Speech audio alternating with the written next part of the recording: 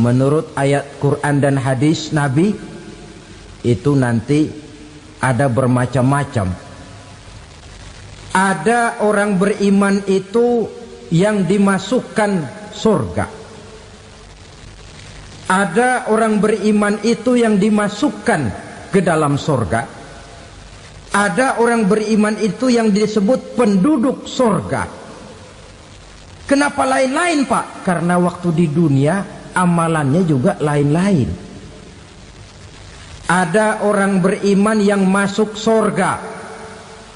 Ini paling murah tiketnya. Mau masuk surga? Kata Nabi begini, ma min abdin qala la ilaha illallah thumma mata ala dhalik illa dakhala al-jannah.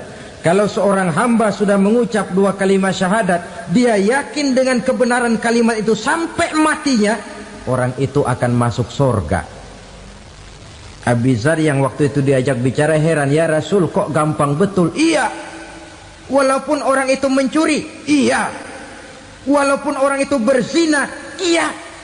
Biar dia mencuri, biar dia berzina, kalau dia sudah mengucap dua kalimat syahadat, dia yakin dengan kebenaran kalimat itu sampai matinya, itu orang akan masuk surga. Jadi masuk surga cukup dua kalimat syahadat, yakin sampai mati, masuk surga. Itu perkara masuk. Tapi kalau pertanyaannya diterusin, masuknya kapan, Pak? Nah, ini lain lagi urusannya. Sebab ada yang masuknya itu langsung, ada yang mampir dulu. Di sana tempat cuma dua, kalau tidak surga, neraka. Mau ke surga tapi mampir dulu, yang mampirnya jelas di neraka. Kenapa? Dalam hadis qudsi ada riwayat, nanti itu di akhirat, setelah Allah selesai mengatur penduduk surga masuk surga, yang neraka masuk neraka, Allah berkata kepada malaikat Malik, malaikat Malik, labaik ya Allah. Itu bajingan-bajingan tengik, manusia-manusia durjana yang waktu di dunia tidak mau sujud, jauh dari ulama, gemar melakukan yang munkarat dan maksiat, hidup di tengah masyarakat selalu jadi bibit keonaran, kufur, sudah masuk neraka semua. Sudah ya Allah. Nah, kalau sudah, coba sekarang kamu masuk, Malik. Saya, iya, masuk neraka. Mau apa ya Allah? Kata Allah, akhriju minan nar man kana fi qalbihi misqala habbatin min khardalin min iman. Kau masuk neraka, cari di dalam neraka orang-orang yang ada imannya walaupun kecil sebesar biji zarah, angkat mereka keluar. Masuk malaikat Malik ke neraka, cari orang yang ada imannya, korek-korek. Ya repot, udah pada gosong. Yang ada imannya diangkat ke atas, yang ada imannya diangkat ke atas, lalu dimandikan di Nahrul Hayat, namanya sungai kehidupan di akhirat nanti. Cakep lagi rupanya, bersih lagi wajahnya, apel di hadapan Allah. Kata Allah, bagaimana mas? Kapok nggak sampean? Kapok ya Allah. Nah, kalau kapok, idhab fadkhulil jannah, pergi masuk surga sana. Berangkat mereka ke surga, ketemu sama teman-temannya yang udah sampai lebih dulu, yang nggak pakai mampir lagi. Terjadi dialog. Kata teman-temannya yang udah pada nyampe duluan, mas, iya, emang baru sampai? Saya baru sampai. Memang mampir di mana dulu mas? Kita sudah lama sampai di surga. Saudara buka surah Al-Muddatsir ayat 34-35. Ma salakakum fis saqar? Kenapa kamu mampir di neraka Saqar? Qalu lam naku minal musallin. Mereka menjawab, kami mampir di neraka Saqar mas, gara-gara dulunya kami waktu di dunia tidak pernah sholat. Tidak pernah sholat? Tidak pernah. Kan rumahnya dekat masjid, cuma dekat doang mas. Sholat mah enggak saya. Enggak pernah ngasih makan fakir miskin, enggak pernah hadir di majelis taklim, pendeknya enggak pernah melakukan kebajikan, maka saya pun mampir di neraka sakor. Untung betul saya punya iman mas sedikit. Waktu hidup di dunia dulu saya pernah mengucap 2 kalimat syahadat, sekali-kalinya waktu mau kawin. Masya Allah. Untung saja kawin, kalau nggak kawin polos.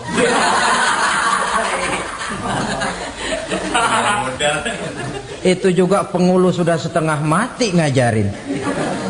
Asyhadu alla, asyaduaan, asyaduaan.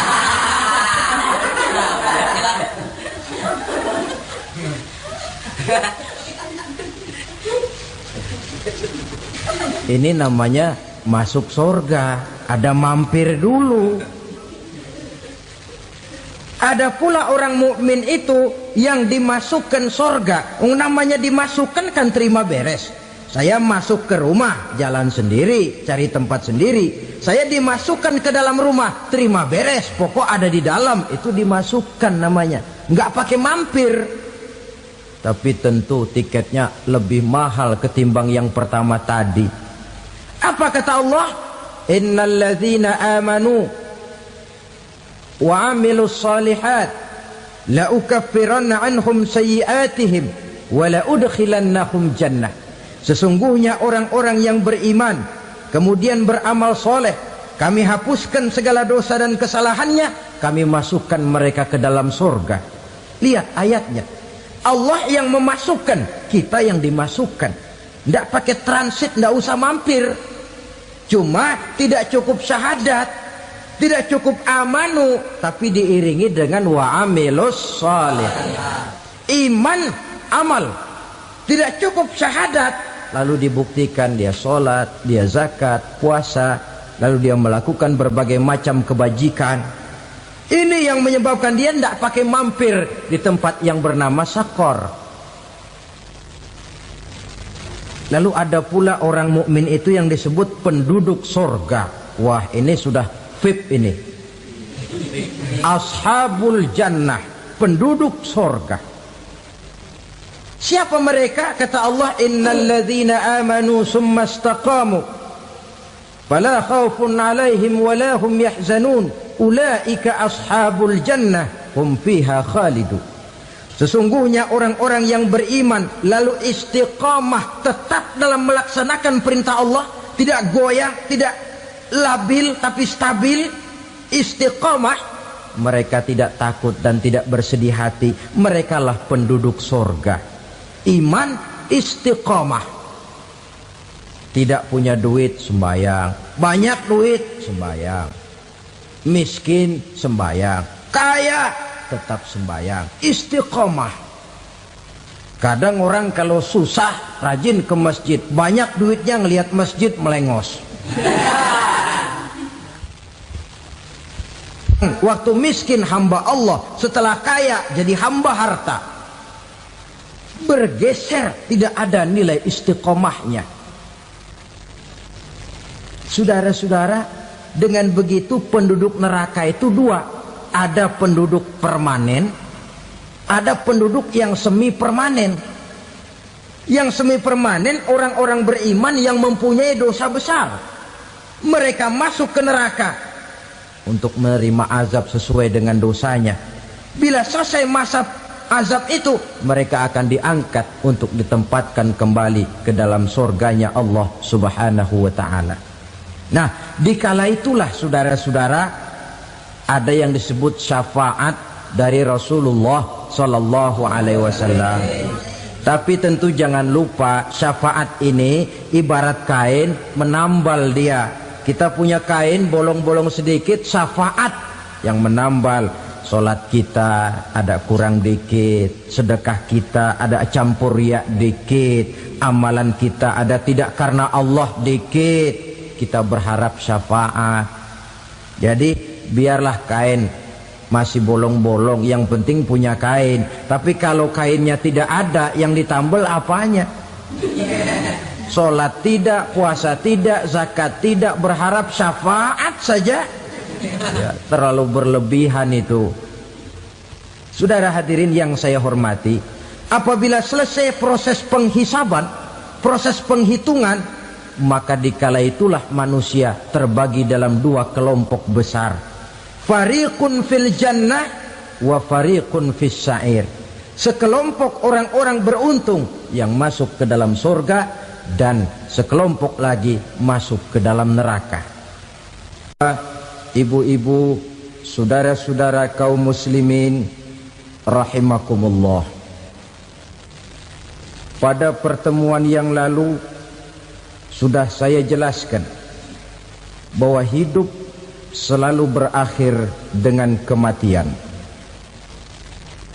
Apabila datang kematian menimpa seseorang, datanglah kiamat baginya. Itu yang disebut dengan kiamat kecil. Hakikatnya mati adalah perpindahan dari kehidupan di dunia ini menuju kehidupan di alam barzakh. Menunggu kita di alam barzakh sampai datangnya saat kiamat.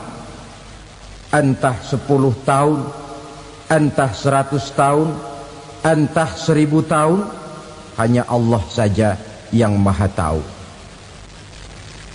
Adapun orang-orang beriman yang melakukan amal kebajikan dalam kehidupan di dunia ini, masa penantian yang lama di alam barzakh buat mereka sebentar saja. Tetapi bagi orang-orang kafir yang ingkar, yang tidak beriman kepada Allah, yang hidup di dunia cuma menumpuk-numpuk dosa, tentu penantian di alam barzakh akan merupakan waktu yang sangat lama. Bukankah dalam kehidupan kita waktu itu memang relatif? Contoh misalnya, bagi pemuda-pemudi yang sedang duduk asyik memadu cinta, waktu 4-5 jam saja rasanya cuma 4-5 menit. Tenggelam oleh keasikan. Tapi buat orang yang berbaring di rumah sakit, meratap di balik-balik apa itu tembok derita kata lagu, di balik dinding-dinding penjara, sehari bagai seminggu, seminggu rasa sebulan, sebulan boleh jadi rasa setahun. Penantian yang sangat lama. Kapan kiamat itu akan datang? Ini rahasia Allah. Jangankan kita yang orang awam, baginda Nabi sendiri tidak diberitahu oleh Allah kapan kiamat itu akan terjadi. Tetapi sungguh pun demikian, banyak hadis-hadis yang menjelaskan ciri atau tanda-tanda datangnya kiamat. Nah, kalau sudah bicara soal tanda, tanda kiamat itu ada dua. Pertama yang disebut alamatus sughra, tanda-tanda kecil. Ini waktunya masih ada tenggang. Ada yang dinamakan alamatul kubra, tanda-tanda besar. Artinya kiamat sudah diambang pintu. Apa tanda-tanda kecil dari datangnya hari kiamat itu? Misalnya kata Nabi, apabila ilmu sudah diangkat oleh Allah. Artinya apabila ulama sudah banyak wafat, minat orang belajar agama berkurang, lalu kebodohan nampak merajalela di mana-mana, zina dikerjakan secara terbuka, minuman-minuman keras jadi kebanggaan, itu termasuk di antara tanda-tanda kecil terjadinya hari kiamat. Apalagi misalnya iza waladatil ammatu rabbataha, apabila budak sudah melahirkan tuan. Apa maksudnya? Ada yang mentafsirkan apabila anak sudah bisa membudaki orang tuanya. Orang tua yang melahirkan dia, yang membesarkan dia, demi setelah si anak besar jadi orang berpangkat, bertitel, berharta, berkedudukan, jadilah orang tua itu budaknya. Sehingga sering dibilang kalau orang tua kaya, anak jadi raja. Tapi kalau anak yang kaya, orang tua sering jadi budak. Apalagi munculnya fitnah yang bergelombang, timbul perang antara dua bangsa yang besar, waktu berjalan terasa sangat pendek sekali. Itu merupakan tanda di antara tanda-tanda kiamat. Termasuk di dalamnya sulit membedakan mana laki, mana perempuan. Kan kalau tanda-tanda kayak begini sekarang sudah banyak kita lihat kan. Ulama banyak wafat, penggantinya sulit. Zina dikerjakan berterang-terangan, minuman keras jadi kebanggaan, banyak anak membudaki orang tuanya, sulit membedakan mana laki mana perempuan. Kadang-kadang dari belakang kita lihat perempuan bener, begitu kita colek nengok jenggotan.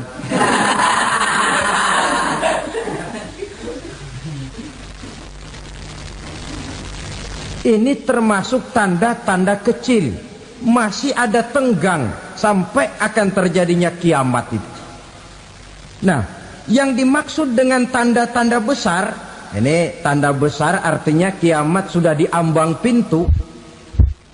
Pertama, matahari terbit dari sebelah barat. Apabila matahari sudah terbit dari arah sebelah barat, tertutuplah sudah pintu taubat. Bersabda Nabi kita, la taqumus sa'atu hatta tatlu'a syamsu min maghribiha.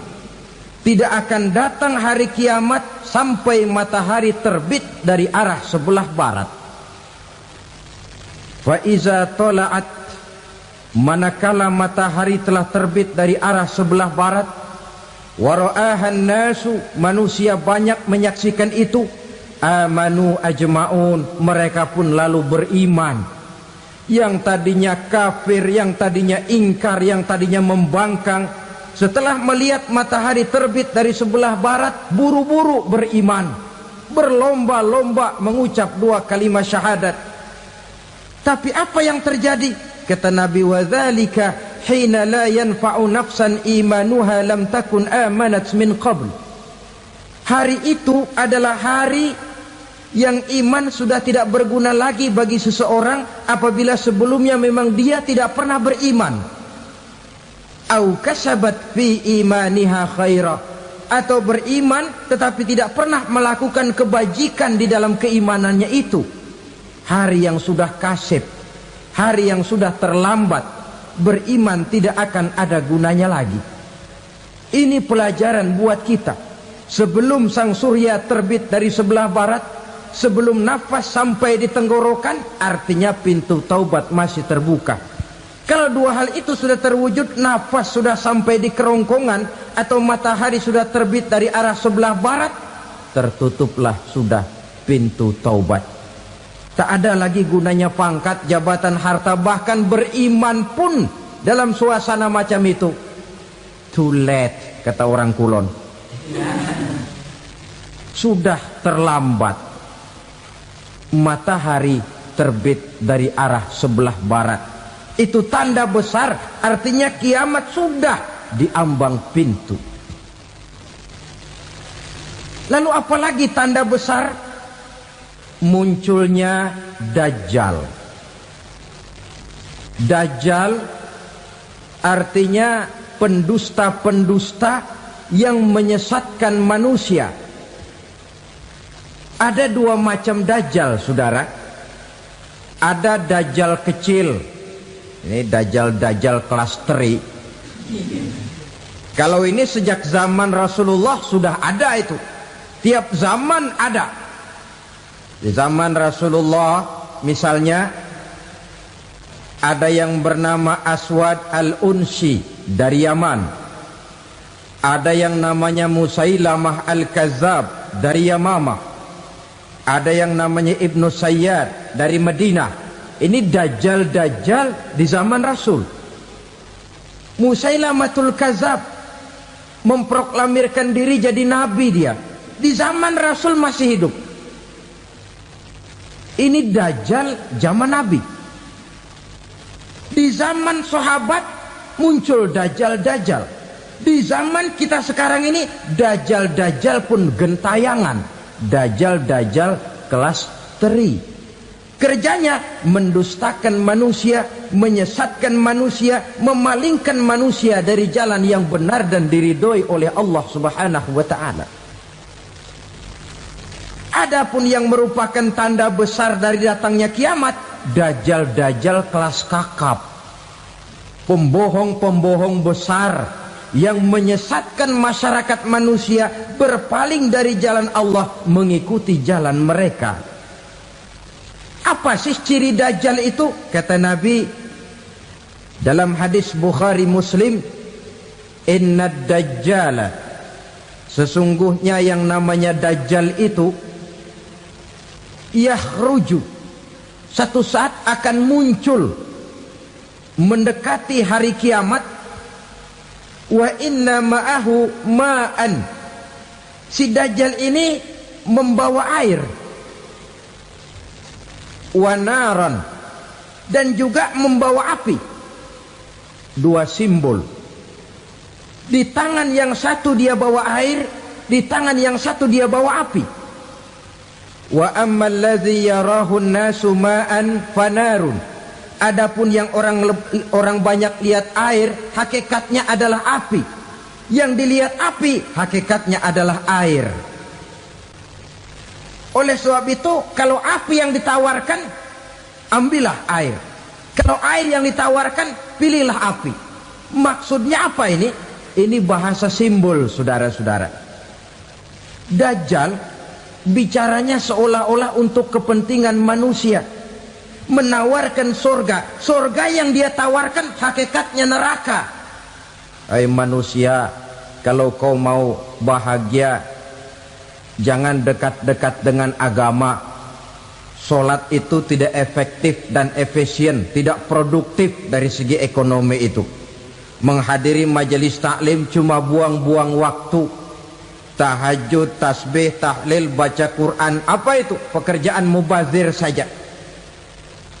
Hidup ini cuma sekali, masa yang cuma sekali, manfaatkan dengan sebaik-baiknya. Mumpung, dibawanya sifat mumpung, tetapi dalam pengertian yang sangat negatif. Bicaranya seolah-olah untuk kepentingan manusia, tetapi sebenarnya menjerumuskan manusia. Menawarkan air, tapi sebenarnya api. Menawarkan api, tapi hakikatnya air. Buat apa kamu sholat? Buat apa kamu bayar zakat? Buat apa kamu puasa? Surga yang dicanangkan dajjal, hakikatnya neraka. Neraka yang digambarkan dajjal, pada dasarnya adalah surga. Jadi memutarbalikan fakta itu kerjaan dajjal. Yang hak jadi batil, yang batil dibilang hak, yang benar jadi salah, yang salah malah jadi benar. Tuntunan disuruh jadi tontonan, tontonan malah menjadi tuntunan. Itu pekerjaan dajjal profesinya. Zamannya Nabi Adam, dajjalnya kan iblis. Betul? Betul. Apa sih gang kerayuan iblis itu? Allah setelah menciptakan Nabi Adam kan bilang, Adam, kau dan istrimu Hawa tinggal di surga ini. Seluruh fasilitas yang ada di surga persilahkan kau nikmati. Satu yang tidak boleh, jangan coba-coba dekati pohon khuldi. Dekat saja jangan, apalagi sampai memetiknya. Datang dajjal yang namanya iblis ini. Adam, kamu tahu nggak kenapa tidak boleh makan buah khuldi? Ya nggak tahu, pokoknya saya dilarang. Bodoh kamu Dam. Khuldun artinya kekal. Kalau kamu makan itu buah, kau akan kekal di surga buat selamanya. Allah tidak kepengen, maka dilarang kamu makan buah khuldi. Kalau kau ingin kekal di surga Adam, makan saja. Saya bicara begini ini untuk kepentingan kamu Adam. Ini kan ciri-ciri Dajjal.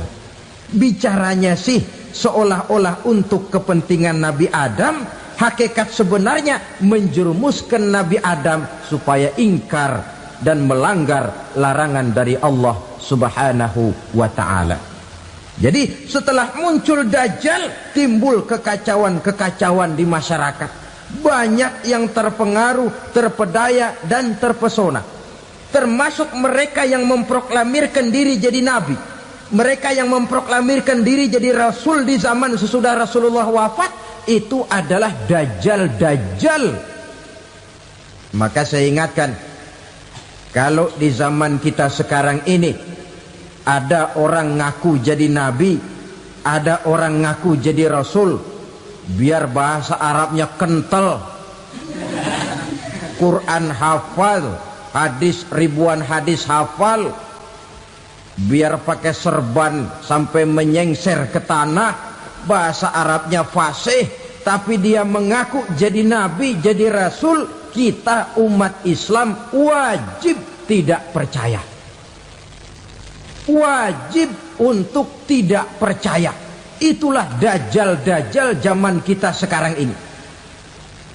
Tidak mustahil mereka datang mempengaruhi orang awam supaya berpaling dari Rasulullah, mengikuti mereka.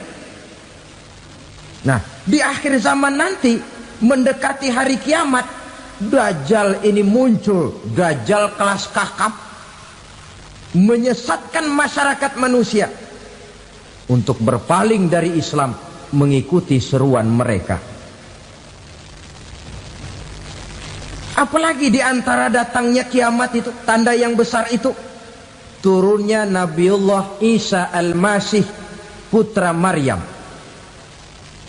Menurut berbagai hadis yang sahih, Nabi Isa Al-Masih nanti akan turun lagi, tidak membawa risalah yang baru, tapi meluruskan risalah Islam ini yang telah banyak ditinggalkan oleh masyarakat. Bahkan ada hadis menjelaskan beliau akan membunuh Nabi, mematahkan kayu-kayu salib, lalu melaksanakan haji dan umrah mengikuti syariat Nabi Muhammad, bukan membawa agama baru. Menjadi semacam mujaddid, reformer, menyelamatkan manusia dari bisikan Dajjal. Bahkan ada riwayat yang menjelaskan bahwa Nabi Isa berhasil mengalahkan Dajjal, mengembalikan masyarakat manusia kembali kepada ajaran Islam yang datang dari Allah, dibawa oleh Rasulullah Sallallahu Alaihi Wasallam. Dengan kata lain, turunnya Nabi Isa bukan sebagai Nabi dan Rasul baru, tetapi mengikuti syariat Nabi kita Muhammad Sallallahu Alaihi Wasallam. Saudara hadirin, ibu-ibu hadirat yang saya hormati, kemudian apalagi di antara tanda-tanda besar akan datangnya kiamat itu? Keluarnya asap atau awan. Kata Nabi, inna min asyrati sa'ah dukhanan yamla'u ma bainal masyriqi wal maghrib. Di antara tanda-tanda kiamat, munculnya awan antara langit dan bumi. Ini pun diperkuat dalam surah Ad-Dukhan ayat 10. Fartaqib yauma ta'tis sama' bidukhanin mubin fayughshan nas hadza azabun alim. Bagi orang-orang yang beriman, mereka biasa-biasa saja. Tapi bagi orang kufur, datangnya asap dan awan ini merupakan azab yang kelewat pedih. Barangkali sedikit mendekati gambaran tentang azab yang pedih ini, saya ingatkan alam pikiran kita kepada peristiwa yang belum lama terjadi. Pernah dengar berita bocornya reaktor nuklir di Chernobyl, Uni Soviet? Pernah dengar? Nah, bocornya reaktor nuklir di Chernobyl yang mengakibatkan ratusan bahkan sangat mungkin ribuan nyawa. Cuma satu reaktor. Bagaimana kalau seluruh cadangan nuklir yang dimiliki oleh para negara adik kuasa ini diledakkan? Bahkan yang konon menurut catatan cadangan nuklir yang dimiliki bersama oleh Amerika dan Rusia sekarang ini sudah sanggup memusnahkan 6 miliar manusia, 1,5 kali lebih banyak dari jumlah manusia yang nongkrong di permukaan bumi ini. Saudara-saudara hadirin yang saya hormati,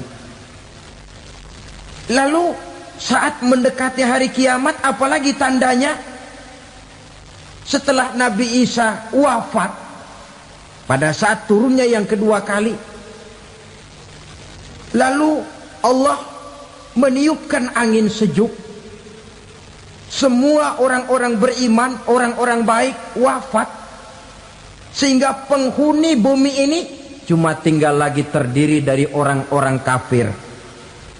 Tidak ada lagi di bumi ini yang bisa mengucapkan Allah. Sehingga dalam hadis qudsi itu ada keterangan, Innallaha azza wa jalla yaqulu li Israfil. Allah pernah pesan kepada malaikat Israfil. Kata Allah, Israfil, Iza sami'ta qailan yaqul Allah, Allah, fa akhirin nafah 40 sanatan ikraman liqailiha. Hai Israfil, apabila kau dengar di permukaan bumi masih banyak orang yang mengucapkan Allah, Allah, maka tunda sangkakala kiamat itu 40 tahun. Untuk apa? Ikraman liqailiha, menghormati orang yang mengucapkan Allah, Allah itu.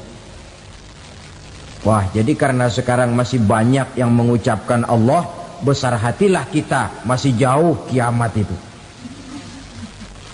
Tapi jangan lupa, kiamat pribadi, kiamat kecil itu yang gak kita sangka-sangka.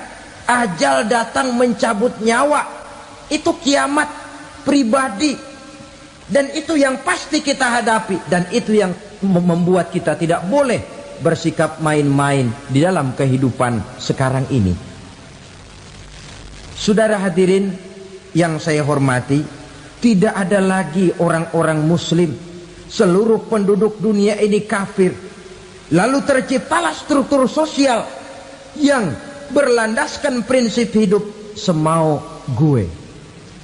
Bakal terjadilah prinsip di mana yang kaya menyantap yang miskin, yang kuat menindas yang lemah. Hidup sudah bagaikan di rimba belantara, berlaku hukum rimba, siapa yang kuat dia yang menang, siapa yang lemah menjadi mangsa. Timbul kekacauan, maksiat merajalela, munkarat menjadi-jadi, sehingga isi bumi ini penuh dengan segala macam perbuatan dosa. Tidak ada perlunya lagi alam diperpanjang temponya. Datang saat yang sudah dijanjikan oleh Allah Azza wa Jalla, maka terjadilah yang disebut kiamat kubra, kiamat besar, kiamat ancur-ancuran. Bagaimana kejadian ini dimulai?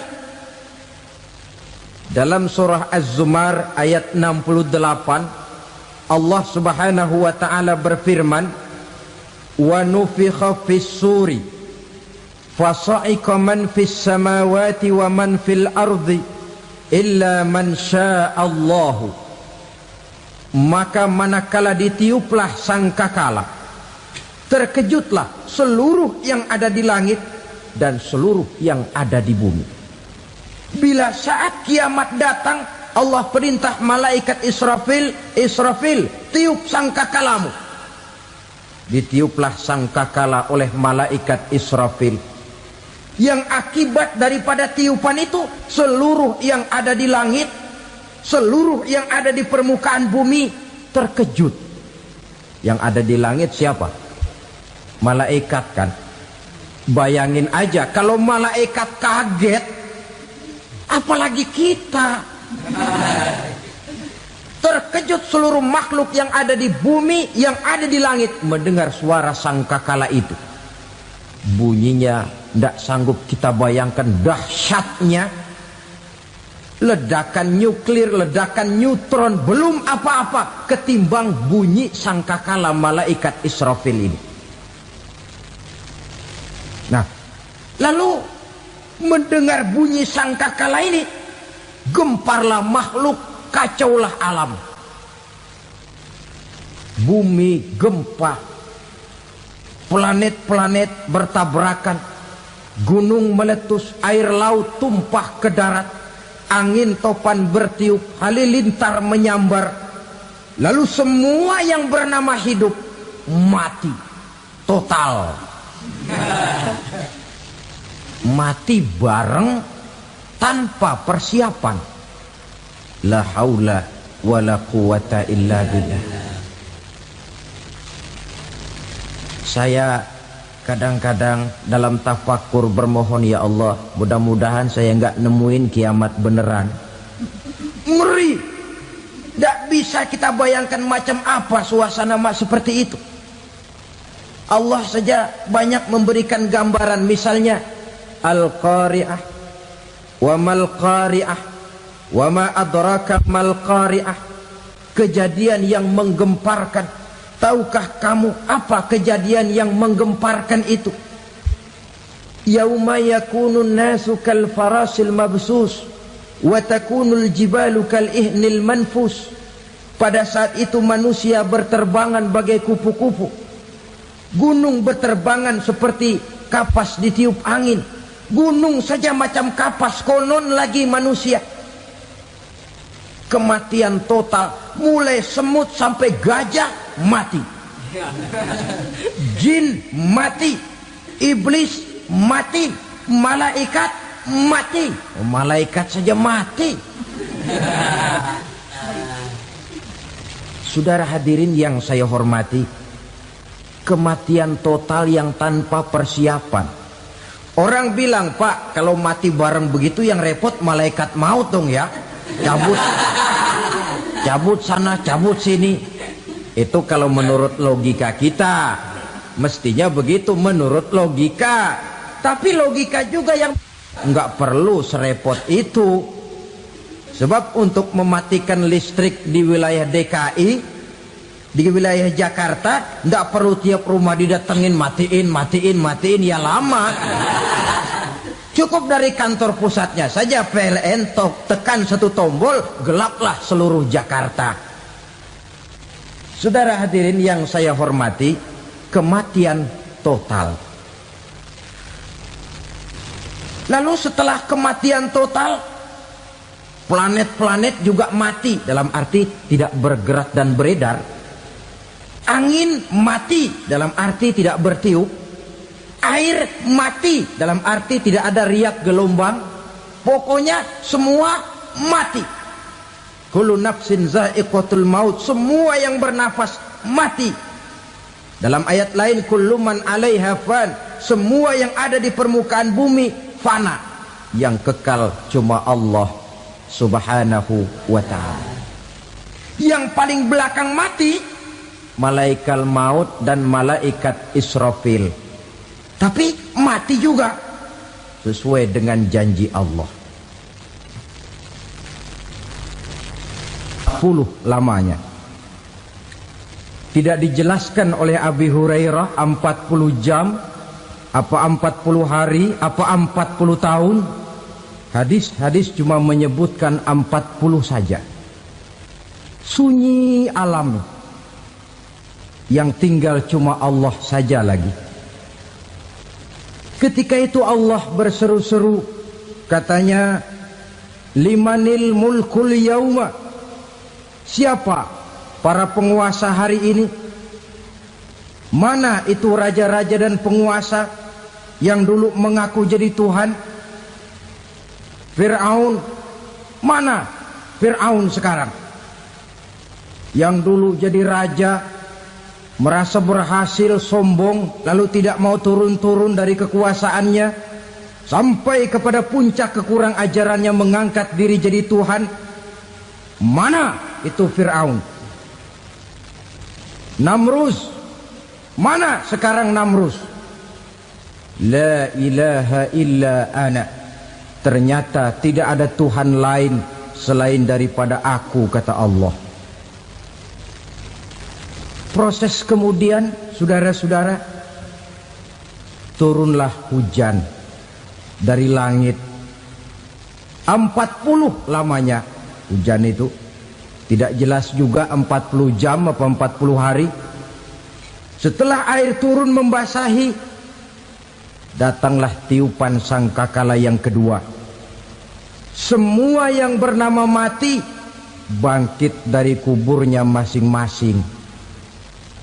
Ini yang disebut Yaumul Ba'thi, hari kebangkitan. Allahu Akbar. Pada saat kita bangkit dari kubur kita masing-masing, kumpul di padang mahsyar namanya. Bayangin aja, saya sendiri nggak sanggup bayangin. Manusia sejak zaman Adam sampai zaman kiamat kumpul bareng di tempat sama. Berapa banyaknya itu?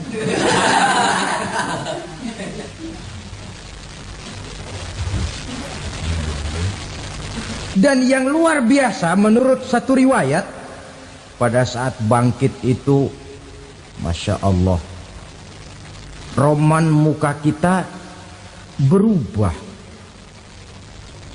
disesuaikan dengan amalan kita waktu di dunia ini. Barang siapa yang waktu di dunia amalannya itu amalan tikus, di akhirat nanti dia bangkit dari kubur, mukanya seperti muka tikus. Gagah betul badannya, tapi mukanya seperti tikus. Kenapa? Amalannya waktu di dunia seperti amalan tikus. Apa amalan tikus itu? Suka ngegeragoti barang yang sudah disimpan rapi-rapi.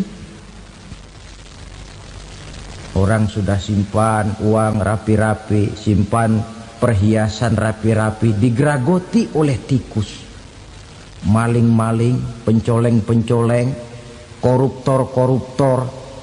Itu nanti di akhirat nanti kita lihat mukanya seperti muka tikus. Oh ini waktu di dunia suka nyolong, mukanya seperti muka tikus. Barang siapa yang waktu di dunia ini amalannya itu amalan macan, dia akan bangkit nanti mukanya seperti muka macan. Apa amalan macan? Macan itu amalannya menang-menangan. Orang yang mau menang saja nggak mau mengalah. Coba lihat di hutan, kenal hutan nggak? Di hutan, raja hutan di mana-mana pasti macan, betul kan? Betul. Padahal hutan belum pernah bikin pemilihan umum. Tapi macan tidak peduli ada pemilihan umum apa tidak, pokok saya raja. Sebab apa? Macan jadi raja itu bukan karena benar, tapi karena kuat jadi raja. Setelah dia jadi raja, rakyat hutan yang mesti dilindungi malah dimakan oleh raja macan. Kambing rakyat hutan dimakan oleh macan. Ayam rakyat hutan dimakan oleh macan. Itu nanti kita lihat di akhirat itu mukanya seperti muka macan, gagah betul. Lalu barang siapa yang di dunia ini amalannya itu seperti amalan anjing, nanti dia punya muka seperti muka anjing. Apa amalan anjing? Pertama, anjing itu kalau disuruh jaga rumah, dia tidak bisa membedakan mana maling, mana tamu. Biar yang datang maling kalau bawa tulang, anjing kalem. Yang kedua, anjing itu akan setia kepada siapa saja yang memberinya roti. Siapa yang memberinya roti, itulah majikannya. Apa kata majikannya, pasti dia laksanakan. Soal benar atau salah, dia tidak peduli. Setelah anjing dapat roti, dia tidak punya pilihan lain kecuali bilang, abdi mah kumaha juragan wae ayeuna mah.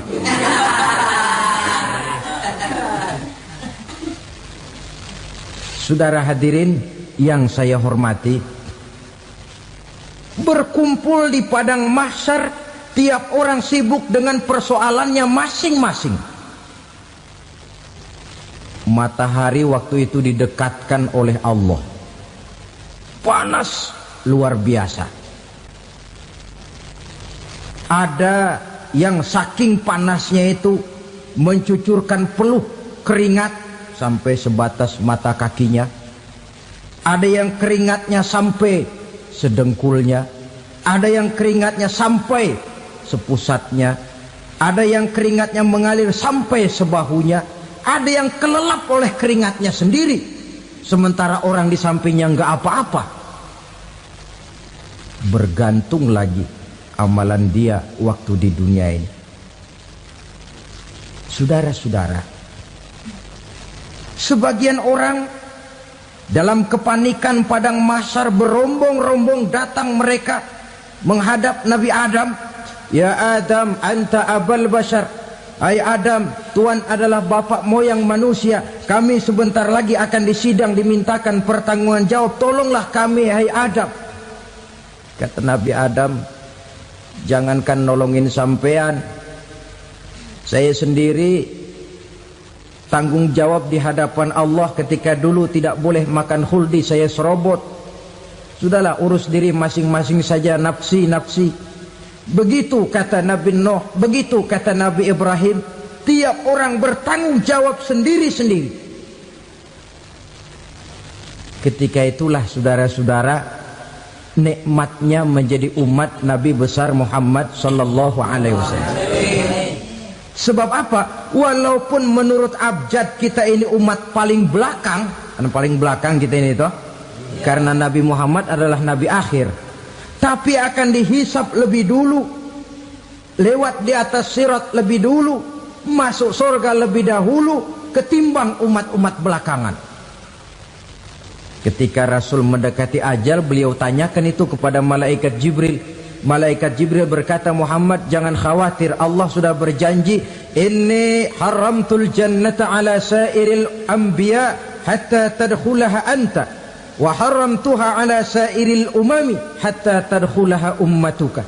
Surga aku haramkan buat seluruh nabi kecuali kalau engkau Muhammad sudah masuk ke dalamnya, dan surga aku haramkan buat seluruh umat kecuali kalau umatmu Muhammad sudah masuk ke dalamnya.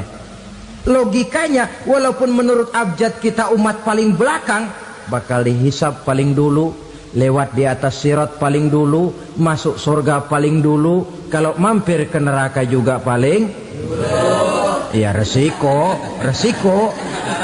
Jangan mau enaknya aja paling dulu. Saudara hadirin yang saya hormati, setelah masa kebangkitan itu jangan dikira begitu bangkit langsung diperiksa. Masih menunggu menanti ribuan tahun perhitungan padang mahsyar untuk sampai kepada proses yang disebut yaumul hisab, hari perhitungan. Seorang demi seorang bakal dipanggil. Bayangkan saja, kita se-RT saja di absen, kadang-kadang perlu waktu lama. Ini manusia sejak zaman Nabi Adam sampai datang hari kiamat, satu demi satu disidang di hadapan Qadhi Rabbul Jalil. Status sosial copot sudah waktu itu. Yang pernah jadi hartawan di situ tidak lagi kelihatan kehartawanannya. Yang pernah jadi jenderal tidak lagi dipanggil jenderalnya. Yang ustadz tidak lagi dipanggil al-mukarramnya. Seluruh status sosial selesai. Dipanggillah kita seorang demi seorang menghadap Qadhi Rabbul Jalil. Bagaimana proses penghisaban itu? Pertama, proses tanya jawab. Di antaranya ada hadis menyatakan, lan tazula qadama 'abdin yaumal qiyamah hatta yus'ala an arba'i khisalin. Besok di hari kiamat tidak akan bergeser telapak kaki seorang hamba sampai dia ditanya lebih dulu tentang 4 persoalan. Tentang ilmunya, kemana ilmu itu diamalkan. Tentang umurnya, di mana umur itu dihabiskan. Tentang masa mudanya, kemana masa muda itu dipakai. tentang hartanya, dari mana harta itu didapat dan kemana harta itu dibelanjakan. Ini termasuk proses tanya jawab. Jadi kalau istilah pengadilan dunia, nama Fulan bin Fulan. Kamu waktu di dunia diberikan umur panjang untuk apa? Pernah mengalami masa muda, kemana kau habiskan masa remajamu? Kau diamanahkan ilmu, dengan apa ilmumu kau amalkan?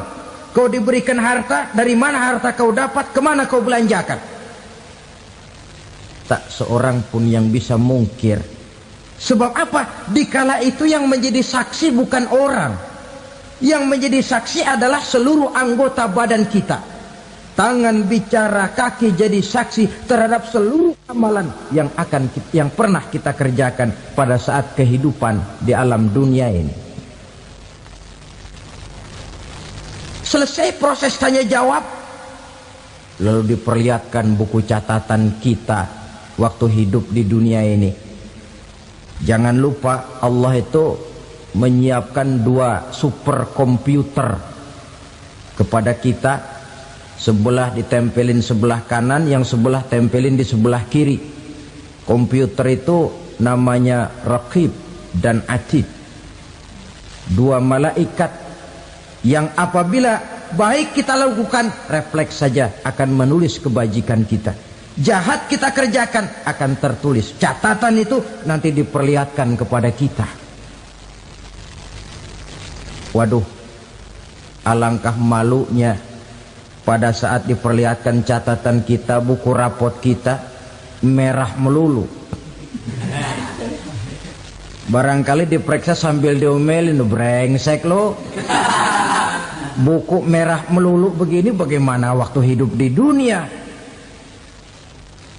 Tidak cukup diperlihatkan buku catatan kehidupan, rekaman kehidupan.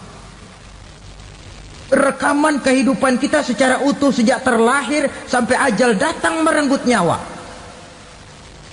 Barangkali mirip dengan video sekarang ini, di mana terekam dengan baik seluruh kegiatan kita sejak yang sekecil-kecilnya sampai kepada yang sebesar-besarnya. Untuk kemudian kita pun menerima balasan. In khairan fa khairun wa in syarran fa syarrun. Kalau baik ya baik balasannya, kalau jahat ya jahat juga balasannya. Catatan-catatan kita diberikan. Kalau banyak kebajikannya diberikan di tangan kanan dengan cara yang halus. Kalau banyak kejahatannya diberikan dari sebelah kiri atau dilempar dari belakang. Itulah sebabnya sejak di dunia ini kita sudah mohon kepada Allah. Ketika berwudu membasuh tangan kanan, apa kita bilang? Allahumma a'tini kitabi biyamini wa hasibni hisaban yasira. Ya Allah, berikan saya kitab di tangan kanan, dan kalau saya memang perlu dihisap, hisaplah saya yang seringan-ringannya. Tangan kiri berlindung kita kepada Allah. Jangan sampai diberikan kitab di tangan kiri atau dari arah sebelah belakang. Wa a'udzubika an tu'tiya kitabi bishimali aw min wara'i zuhri, dari arah sebelah belakang. Na'udzubillah min dzalik.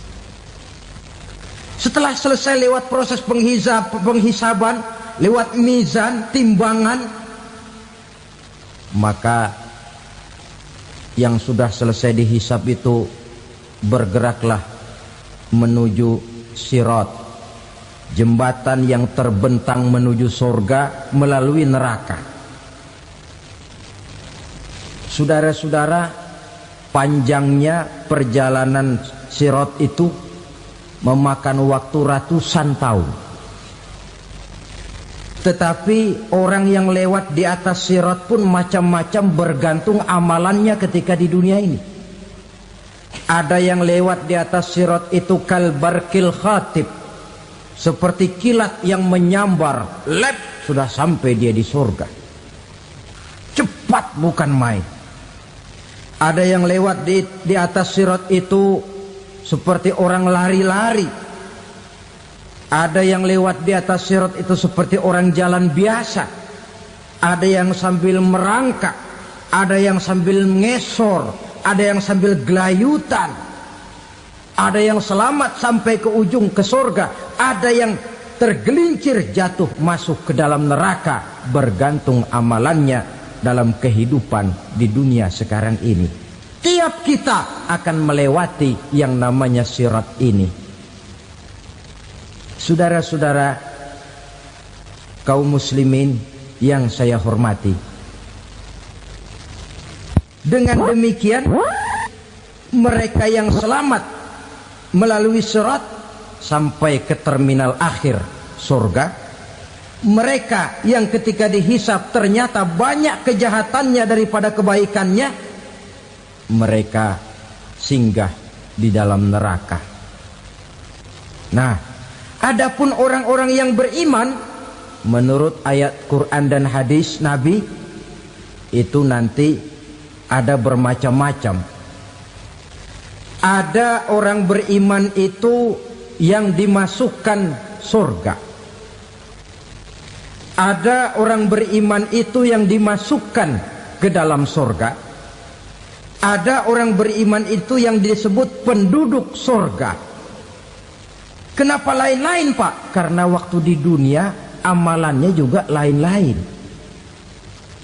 Ada orang beriman yang masuk surga. Ini paling murah tiketnya. Mau masuk surga? Kata Nabi begini, ma min abdin qala la ilaha illallah thumma mata ala dhalik illa dakhalal jannah. Kalau seorang hamba sudah mengucap dua kalimat syahadat, dia yakin dengan kebenaran kalimat itu sampai matinya, orang itu akan masuk surga. Abi Dzar yang waktu itu diajak bicara heran, ya Rasul kok gampang betul? Iya, walaupun orang itu mencuri, iya.